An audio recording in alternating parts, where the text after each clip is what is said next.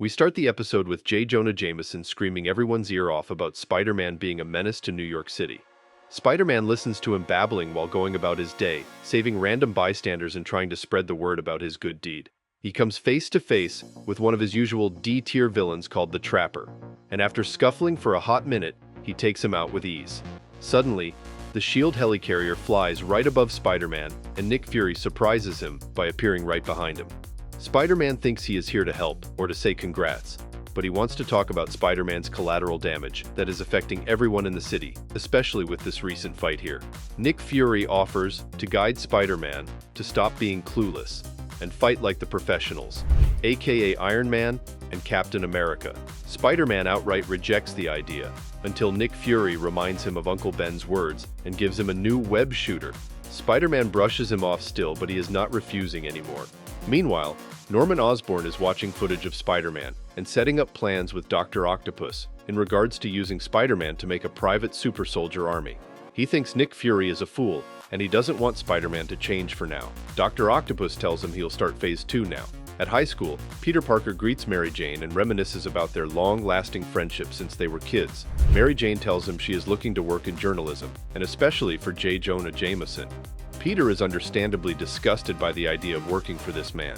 Harry Osborn then shows up, and Peter reminisces about their first interaction as well, how Harry helped him when he needed someone the most, and how he made his father smile the first time he met him, proving he was someone exceptional to befriend. Suddenly, Flash Thompson the bully shows up and shoves Peter Parker into a locker, a theme that is consistent with their relationship.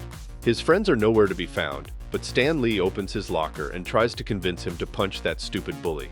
Peter goes to have lunch with Harry and Mary Jane, but an explosion in the cafeteria knocks them all away. The school is being attacked by the Frightful Four, but they are actually three, because Trapster was already caught by Spider-Man. They announced to the school that Trapster knew Spider-Man went to this school before he was captured, so they want Spider-Man to reveal himself now, or they will tear the school apart. One of the villains, Claw, uses supersonic sound waves to torture the kids so that they give up the real Spider-Man. Peter is singled out and tortured more when he speaks up against the villains.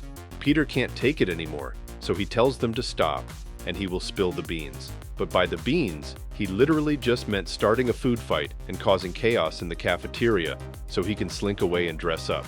Spider-Man realizes his costume had a tracker on it while dressing up. He then goes out to beat the piss out of the villains, as the wizard confirms remotely with Dr. Octopus that Spider-Man is fighting right now. Dr. Octopus is pleased to analyze Spider-Man's powers and fighting style. Mary Jane manages to help Spider-Man during the fight, and the result was Claw hurting her and then knocking out Harry Osborn, so Spider-Man goes back to humbling them. They continue fighting until the cops show up and the villains scramble so they don't get arrested. In the aftermath, Peter and Mary Jane are checking on Harry, and his father shows up infuriated to pick him up. Seems like Norman's plan has gone to shit. Peter goes to the hospital and checks on Harry. Norman asks him about Spider-Man being at his school, and Peter tries to joke about it, but realizes it is a tough crowd today. Peter goes back home and is greeted by Aunt May. Peter realizes he forgot to get the cake for Uncle Ben's day, and starts sulking about it. Aunt May understands why he would be distracted with his school being attacked, but he can't forgive himself and realizes things need to change. He needs to give Nick Fury a call for the ultimate training. Spider-Man suits up and tests the new web shooter to get to the S.H.I.E.L.D. helicarrier and talk with Nick Fury. He gets attacked by the turrets thinking he was an intruder, but Nick Fury manages to stop the warning system in time and welcomes Spider-Man to S.H.I.E.L.D. The next episode picks up right where we left off with Nick Fury putting Spider-Man through intense training protocols and taunting him with how easily someone like Captain America finished these sessions, just to light a fire under his ass for a change. Spider-Man fights a bunch of robots and finds some difficulties, but ultimately takes care of the job. Meanwhile, Nova, White Tiger, Iron Fist, and Power Man are watching the demonstration and talking to themselves about how unrefined Spider-Man is, but ultimately, how much potential he might have. White Tiger is especially annoyed by how stupid he looks, and how sad he is for naming himself Spider-Man. She makes a bet with the others that if he made it, she is going to clean the helicarrier. Meanwhile, Nick Fury gives Spider-Man one last lesson for the day and ejects him so that he could test the web parachute. Norman Osborn talks with Dr. Octopus and tells him to send his agents to find Spider-Man. He wants him to become Oscorp property and not work with S.H.I.E.L.D. Peter goes to visit Harry at the hospital and brings him homework. He goes back to the school and has a talk with Mary Jane about Spider-Man potentially being anybody in their school right now, and how MJ is practicing what she would do and say when she discovers the identity of Spider-Man. Spider-Man goes back to S.H.I.E.L.D. for his second day of training, and Nick Fury takes him on a tour around the helicarrier and into a lab designed to make gadgets that may or may not aid him. Fury introduces Spider-Man to the lead doctor working there, Dr. Kurt Connor.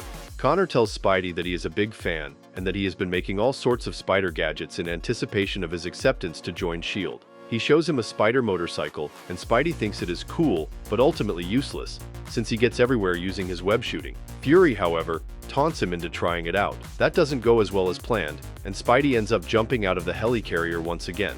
Fury tells Spidey how to operate the bike and what buttons to push. Spidey makes use of everything and takes a scary ride throughout the city. He almost crashes the bike, but the team of young superheroes from earlier in the episode save Spidey and the bike. They introduce themselves and their respective powers to Spidey.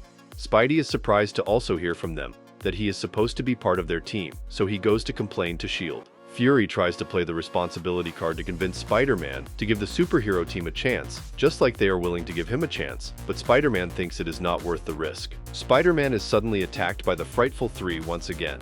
They taunt him about last time being a fluke, and how their numbers trump Spider-Man, who is all alone without a team. They beat Spider-Man until he loses consciousness. They go to check on him before taking him to their contact, but surprise, he is actually awake and wanted to lure them in to deliver some hits. They try to fight back, but the young superhero team shows up to help Spider-Man. They fight the villains, and Spider-Man manages to teach them a thing or two about protecting civilians and how important it is. They beat the shit out of the villains and defeat them. Spider-Man goes back to S.H.I.E.L.D. and tells Fury that he accepts joining the superhero team, but also wants to operate as Spidey alone from time to time. Peter goes back to school only to find the group of superheroes right there at his school, now becoming his new classmates. They reveal their secret identity, obviously, and tell him to not be alarmed. They will reveal his. Parker thinks this is too much and goes to the principal to ask for a transfer, only to find the new principal is S.H.I.E.L.D. agent Coulson. I guess this is his life now. A new series, a bunch of new faces, and interesting action. In celebration of another Spider-Man show coming late January, we decided to start recapping some good old Spidey shows we used to watch and love. Starting with Ultimate Spider-Man that has the first 2 episodes as mild as it can be, but also setting up the foundation for the rest of the story. I thought it was a decent introduction to Spider-Man.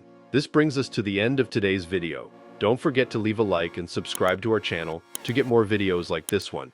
Your support helps us grow. And tell me, what do you think of these 2 episodes? Who are you most excited for to meet this Spider-Man? Do you think we will see interaction with the likes of Deadpool and Daredevil? Let me know in the comments below. I read all of them. And if you're watching till now, thank you. I'll see you in another video soon.